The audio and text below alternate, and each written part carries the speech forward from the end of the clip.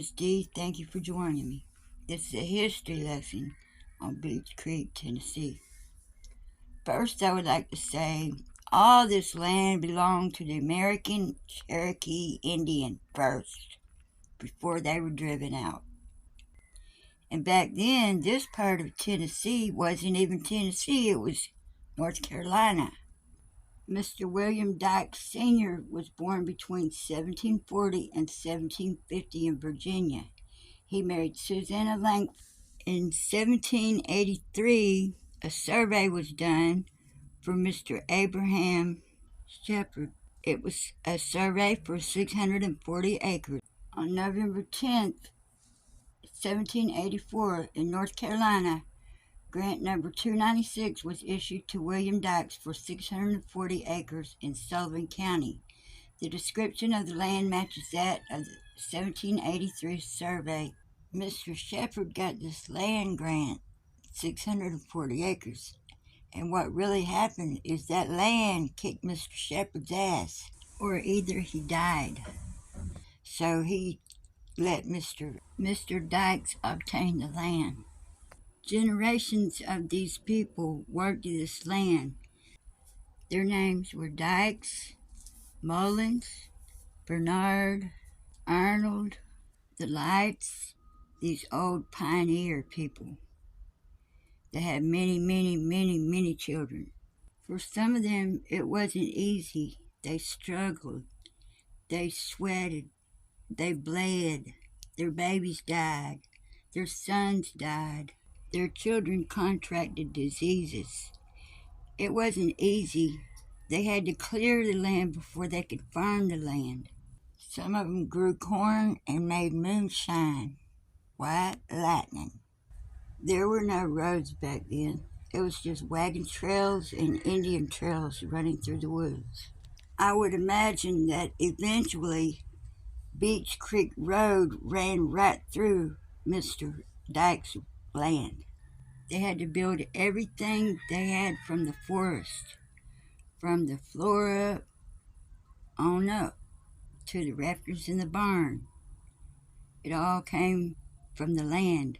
They stuck with it and made it work. Town was 20 miles away. I wonder how long it would have taken you to get there on horse. In a wagon, it would have taken a day and a half to get there and a day and a half to get back. The man that I'm about to introduce to you is of no kin whatsoever to Tim Mullen, media manager for Donna Candace Bly Wells. That's how I found this man, is through researching Tim Mullen. Mr. Flower Mullins and his brother William Mullins fought in the Revolutionary War. They enlisted at Guilford, North Carolina. Mr. Flower Mullins lived on Upper Beech Creek. He was 87 years old when he applied for his war pension. On February 27, 1783, in North Carolina, 640 acres were surveyed for William Dykes. It was previously surveyed for Abraham Shepherd in 1778.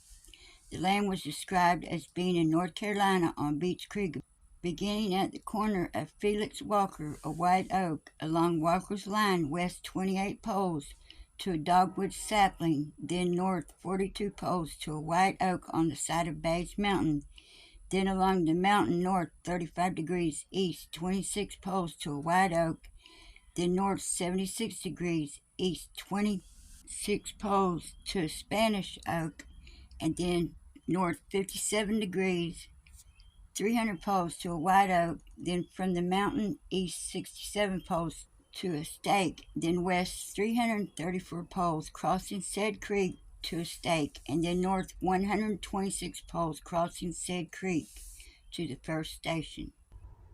And Beech Creek crossed that property twice. I know one property there, the creek crosses it twice, and Don Wells owns it. In 1790, Tennessee became a state, a part of North Carolina, and what was Sullivan County, North Carolina, is now Rogersville, Hawkins County, Tennessee. Flower's son, Mr. Wright Mullins, was born in 1790 in Rogersville, Hawkins County, Tennessee.